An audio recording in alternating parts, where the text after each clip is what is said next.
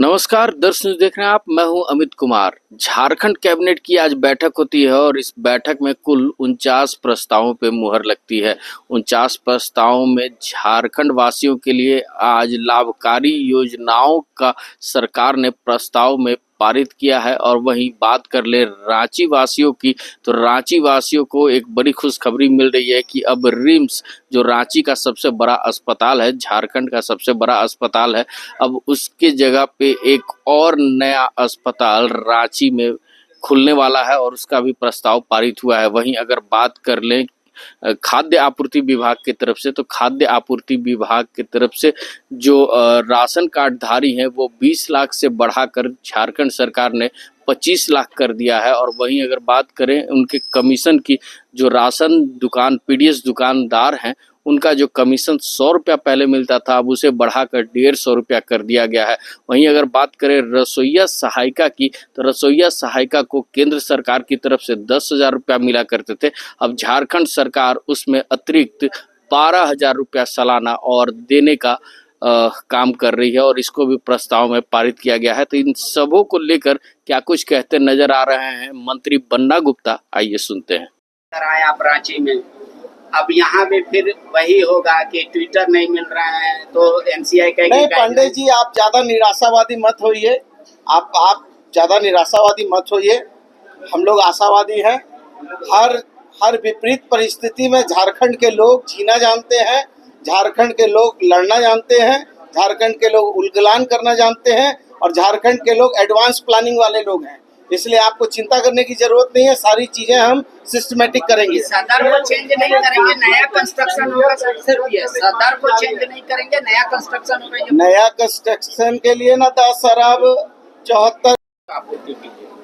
देखिए, ये राशन कार्डधारियों को हम राशन देना चाहते थे, लेकिन भारत सरकार ने कोविड के समय जिस तरीके से हमारे साथ अत्याचार किया और हम लोगों को दवाइयाँ और सुविधाओं से वंचित रखा, उसी तरीके से राशन जो हमारे कार्डधारी हैं, उन लोगों को जब हम राशन देने के लिए एफसीआई गोदाम से हम पहले अन्न खरीदते थे, इन लोगों ने उसको बंद कर दिया था। बाद में इसके जगह जब हमने देखा कि ये लोग नहीं दे रहे हैं, तो फिर हम लोगों ने अपने किसानों से धान खरीदकर, मिलों से चावल बनाकर, अपने राशन के जो हमारे उपभोक्ता हैं, जो हमारे पीडीएस के जो कार्डधारी है, उनको देने का काम किया।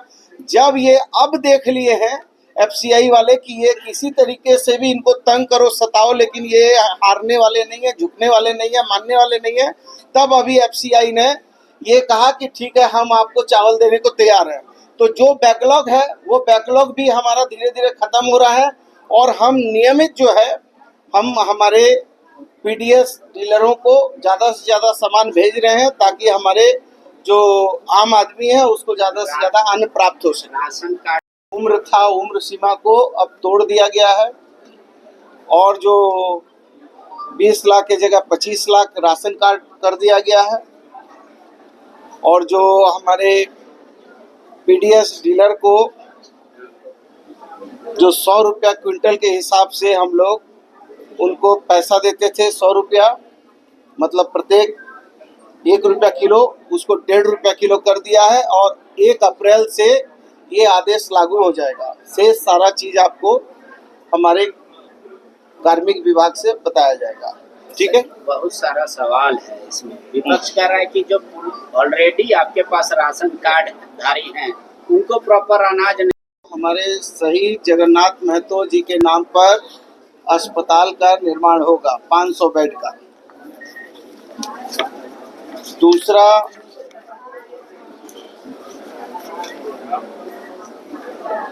एक हमने रांची में मेडिकल कॉलेज और अस्पताल खोला जाएगा जो 10 अरब 74 करोड़ 68 लाख 700 रुपया में रांची में नया मेडिकल कॉलेज और अस्पताल का निर्माण कराया जाएगा। इसके बाद जो हमारे पारा मेडिकल कर्मी हैं उन लोगों को भी हम लोग उन लोगों के लिए भी कुछ सीटें जो है अनारक्षित और आरक्षित कर रहे हैं।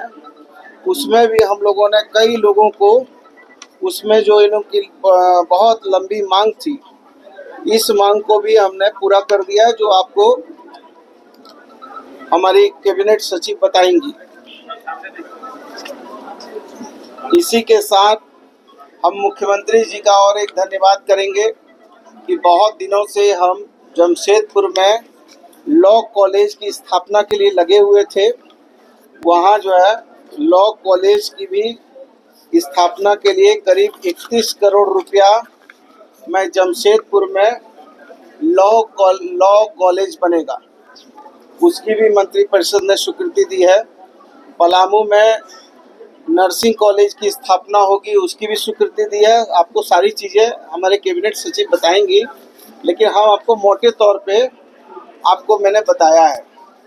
तो मुख्य बात मैंने आपको धारी की मृत्यु होती थी, उसी को अनुकंपा में लाभ दिया जाता था नया अनुगुप्ति के लिए। इसके कारण बहुत सारे लोग जिनकी 60 साल से 61 साल हो गया और मौत हुआ, बहुत लोग की अनुगप्ति नहीं हो पा रही थी। इसको हमने जो उम्र सीमा है उसको हटा देने का काम किया है। अब कोई भी अनुगप्तिधारी की मृत्यु यदि होती है तो उसके परिवार के लोगों को नया अनुगप्ति प्रदान किया जाएगा, ये मंत्रिपरिषद ने स्वीकृति दिया है। दूसरा, हरा राशन कार्ड, हम लोगों ने 20 लाख राशन कार्ड के जगह अब 25 लाख 5 लाख राशन कार्ड और बनाने का निर्णय मंत्रिपरिषद ने स्वीकृति दिया है।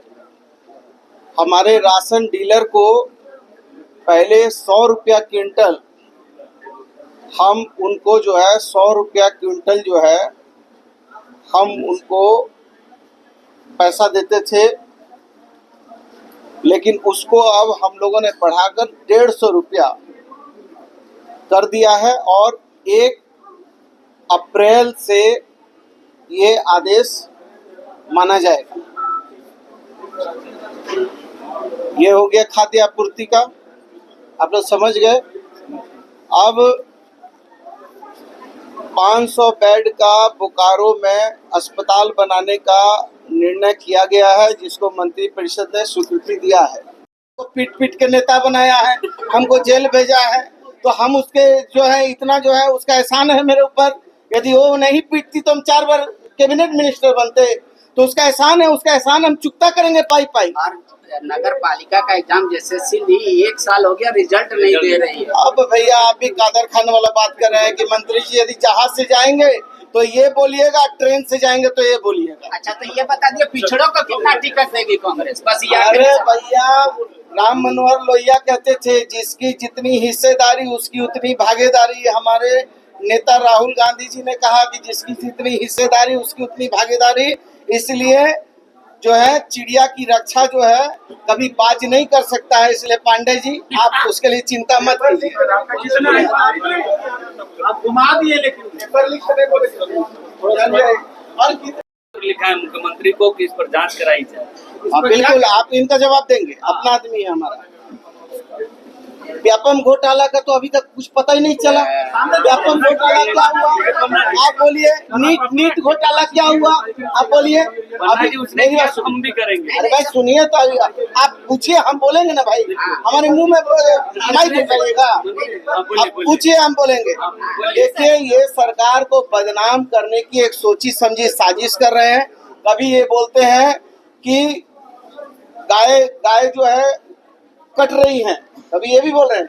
लेकिन बताइए, हम देश के प्रधानमंत्री जी से पूछते हैं कि देश में जब वो सत्ता में आए थे तो बीफ निर्यात में हिंदुस्तान तीसरे पायदान पर खड़ा था, लेकिन आदरणीय प्रधानमंत्री जी के सानिध्य में इतना फला फूला है कि विश्व विजेता बन गया है बीफ निर्यात में हिंदुस्तान।